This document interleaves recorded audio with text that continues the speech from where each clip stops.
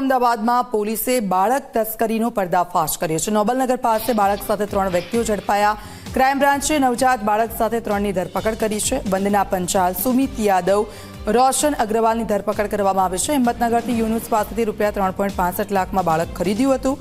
હૈદરાબાદના agent નાગરાજનને વેચવા પણ જતા હતા આ આરોપીઓ।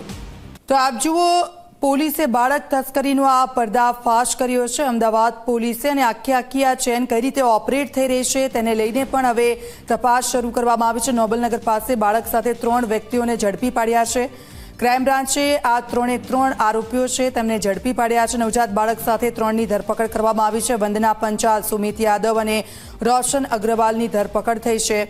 હિંમતનગરથી રૂપિયા 3.65 લાખમાં બાળકને ખરીદ્યું હતું અને ત્યાર પછી હૈદરાબાદના એજન્ટને વેચવા જતા આખરે આ 3 આરોપીઓ ઝડપાઈ ગયા છે અને તેમની સાથે હવે પૂછપરછ કરવામાં આવશે કે આખી આ ચેન તેઓ કઈ રીતે ઓપરેટ કરી રહ્યા છે, કોણ તેમની સાથે આખા રેકેટમાં જોડાયેલું છે તે અંગે પણ વિગતો સામે આવશે। ગઈકાલે anti terrorist squad Ahmedabad Gujarat રાજ્યને એક બાતમી મળેલી કે એક બાળ તસ્કરી કરતી ટોળકી એક બાળકને મેળવી અને પછી અમદાવાદ તરફ આવી રહેલા છે અને એ લોકો આ બાળકને હૈદરાબાદ ખાતે આપનાર છે।